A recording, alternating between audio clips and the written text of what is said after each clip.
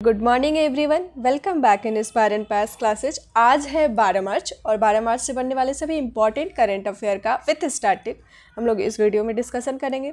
तो चलिए देखते हैं कि आज का पहला क्वेश्चन क्या है हमारे बीच में। तो भारत किस देश के साथ मिलकर एक्सरसाइज खंजर का आयोजन कर रहा है? तो ये एक्सरसाइज खंजर जो है वो भारत और किर्गिस्तान के बीच में हो रहा है, यानी कि ऑप्शन ए इसका राइट आंसर होगा। भारत और किर्गिस्तान के बीच एक्सरसाइज खंजर का आयोजन किया जा रहा है। भारत किर्गिस्तान संयुक्त विशेष बल अभ्यास खंजर एक महत्वपूर्ण सैन्य प्रशिक्षण कार्यक्रम है जो भारत और किर्गिस्तान के बीच बढ़ते सामरिक और रक्षा सहयोग को दर्शाता है। यह अभ्यास जो है वो 10 से 23 मार्च 2025 तक किर्गिस्तान में आयोजित किया जाएगा। तो ये आयोजन कहाँ होगा, ये बहुत इंपॉर्टेंट है। इसका आयोजन 10 से 23 मार्च तक किर्गिस्तान में होगा। और ये कुछ युद्ध अभ्यास है, उसे एक बार रिवीजन कर लेते हैं। बोंगो सागर भारत और बांग्लादेश के बीच में होता है। युद्धाभ्यास जो है वो भारत और अमेरिका के बीच में होता है। इंद्र युद्धाभ्यास भारत और रूस के बीच में होता है। सूर्य किरण युद्धाभ्यास भारत और नेपाल के बीच में होता है। शक्ति युद्धाभ्यास भारत और फ्रांस के बीच में होता है। वरुण युद्धाभ्यास भारत और फ्रांस के बीच में होता है। गरुड़ ये भी भारत और फ्रांस के बीच में होता है। शक्ति, वरुण और गरुड़ भारत फ्रांस के बीच। सिन्यु मैत्री भारत और जापान के बीच में। धर्म गार्जियन भारत और जापान के बीच में। वीर गार्जियन भारत और जापान के बीच में। जीमेक्स युद्धाभ्यास जो है वो भारत और जापान के बीच में होता है। दूसरा सवाल है कि असम सरकार ने जगीरोड इलेक्ट्रॉनिक सिटी का नाम बदलकर किसके नाम पर रखने की घोषणा की है? तो ये घोषणा किया गया है रतन टाटा के नाम पे, यानी कि ऑप्शन बी इसका राइट आंसर होगा। रतन टाटा के नाम पे असम का जो जगीरोड इलेक्ट्रॉनिक सिटी है उसका नाम बदल करके रखा जाएगा। असम सरकार ने जगीरोड इलेक्ट्रॉनिक सिटी का नाम बदलकर रतन टाटा के नाम पर रखने की घोषणा की है। इस कदम का उद्देश्य क्या है? कि असम में उद्योगपति रतन टाटा के योगदान को सम्मानित करना है, जिन्होंने टाटा समूह के माध्यम से राज्य के औद्योगिक और आर्थिक विकास में अहम भूमिका निभाई है। कनाडा के अगले प्रधानमंत्री कौन बने हैं? तो ये बने हैं मार्क कर्नी, यानी कि ऑप्शन ए इसका राइट आंसर होगा। मार्क कर्नी जो है वो कनाडा के अगले प्रधानमंत्री बने हैं। पूर्व सेंट्रल बैंकर मार्क कर्नी कनाडा के अगले प्रधानमंत्री होंगे, जो कि सत्तारूढ़ लिबरल पार्टी ने उन्हें अपना नेता चुना है। तो ये लिबरल पार्टी से हैं। 59 वर्षीय कार्नी प्रधानमंत्री जस्टिन ट्रूडो की जगह लेंगे। इससे पहले जस्टिन ट्रूडो थे और अब बन जाएंगे कार्नी, जिन्होंने जनवरी में अपने इस्तीफे की घोषणा की थी। 59 वर्षीय कार्नी ने पहले बैंक ऑफ कनाडा के गवर्नर के रूप में कार्य किया है और बाद में 2013 में बैंक ऑफ इंग्लैंड का नेतृत्व करने वाले पहले गैर नागरिक बने थे। अगला सवाल है कि हाल ही में वेटलैंड वाइज यूज श्रेणी में वार्षिक प्रतिष्ठित रामसर पुरस्कार जीतने वाले पहले भारतीय कौन बने हैं? तो ये बनी है डॉक्टर जयश्री वेंकटेशन, यानी कि ऑप्शन ए इसका राइट आंसर होगा। Doctor Jayashree Venkatesan wetland wise use श्रेणी में वार्षिक प्रतिष्ठित रामसर पुरस्कार जीतने वाली पहली भारतीय महिला बन गई है। वेटलैंड्स पर रामसर कन्वेंशन एक अंतर्राष्ट्रीय संधि है जो दुनिया के वेटलैंड्स की रक्षा करती है। इसका सचिवालय जो है वो स्विट्जरलैंड के ग्लैंड में है और IUCN यानी कि प्रकृति के संरक्षण के लिए अंतर्राष्ट्रीय संघ के मुख्यालय में स्थित है। ये हाल ही में माधव राष्ट्रीय उद्यान भारत का 58 नंबर का बाघ अभ्यारण्य बन गया है। यह किस राज्य में स्थित है? तो ये है मध्य प्रदेश में, यानी कि ऑप्शन बी इसका राइट आंसर होगा। पर्यावरण मंत्री भूपेंद्र यादव ने घोषणा की कि मध्य प्रदेश का माधव राष्ट्रीय उद्यान भारत का 58वां नंबर का टाइगर रिजर्व बन जाएगा, जो कि यह मध्य प्रदेश का 9वां टाइगर रिजर्व भी है। भारत में टाइगर रिजर्व 82,836 वर्ग किलोमीटर से अधिक क्षेत्र में फैले हुए हैं। माधव राष्ट्रीय उद्यान चंबल क्षेत्र के शिवपुरी जिले में स्थित है। तो ये स्थित कहाँ है, ये बहुत इंपॉर्टेंट है कि माधव राष्ट्रीय उद्यान जो है वो चंबल क्षेत्र के शिवपुरी जिले में स्थित है। वर्तमान में इस रिजर्व में 5 बाघ है और जल्द ही इस रिजर्व में 2 और बाघ छोड़े जा सकते हैं। देखते हैं मध्य प्रदेश के कुछ करंट अफेयर को। 91वें खजुराहो डांस फेस्टिवल का आयोजन कहाँ किया गया? तो ये मध्य प्रदेश में किया गया। छतरपुर जिले में स्थित बागेश्वर धाम में कैंसर अस्पताल का शिलान्यास PM मोदी ने किया है।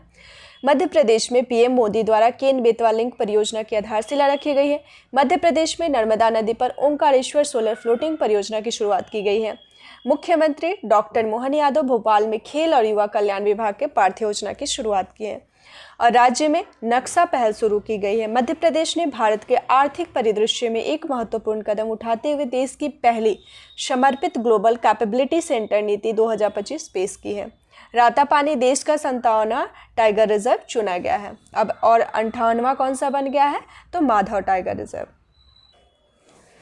अगला सवाल है कि आईफा अवार्ड 2025 के 25वें संस्करण में सर्वश्रेष्ठ अभिनेत्री का पुरस्कार किसने जीता है, तो ये जीता गया है नीतांशी गोयल के द्वारा, यानी कि ऑप्शन ए इसका राइट आंसर होगा। विजेताओं की कुछ लिस्ट है, उसे एक बार देख लेते हैं कि मुख्य भूमिका में सर्वश्रेष्ठ प्रदर्शन में पुरुष विजेता कौन है, तो कार्तिक आर्यन है भूल भुलैया 3 के लिए। अग्रणी भूमिका में सर्वश्रेष्ठ प्रदर्शन महिला में जो है वो है नीतांशी गोयल, जो कि लापता लेडी के लिए है, और सर्वश्रेष्ठ फिल्म है लापता लेडी। सर्वश्रेष्ठ निर्देशक जो है वो है किरण राव, जो कि लापता लेडी मूवी के हैं। नकारात्मक भूमिका में सर्वश्रेष्ठ प्रदर्शन जो है वो राघव जुयाल के द्वारा किया गया है कील में। सहायक भूमिका में सर्वश्रेष्ठ प्रदर्शन महिला में रही है जानकी बोदीवाल, जो कि शैतान मूवी से है। सहायक भूमिका में सर्वश्रेष्ठ प्रदर्शन में पुरुष रवि किशाल है लापता लेडी में, रवि किशन। सर्वश्रेष्ठ निर्देशन डेब्यू जो है ये कुणाल खेमू है मंडगांव एक्सप्रेस से, और सर्वश्रेष्ठ डेब्यू में महिला जो है वो प्रतिभा रांटा है लापता लेडी से। विश्व ऑडियो विजुअल एंटरटेनमेंट समिट का आयोजन कहाँ किया जाएगा, तो ये किया जाएगा मुंबई में, यानी कि ऑप्शन बी इसका राइट आंसर होगा। मुंबई में विश्व ऑडियो विजुअल एंटरटेनमेंट समिट का आयोजन किया जाएगा। मुंबई में 1 से 4 मई 2025 तक जियो वर्ल्ड कन्वेंशन सेंटर में विश्व ऑडियो विजुअल इंटरटेनमेंट समिट यानी कि वेब्स का उद्घाटन किया जाएगा, यानी कि world audio visual and entertainment summit, इस वेब्स का फुल फॉर्म हो जाएगा। यह आयोजन जो है वो भारत सरकार द्वारा भारत को मीडिया और मनोरंजन के लिए वैश्विक केंद्र के रूप में स्थापित करने की एक महत्वपूर्ण पहल होगा।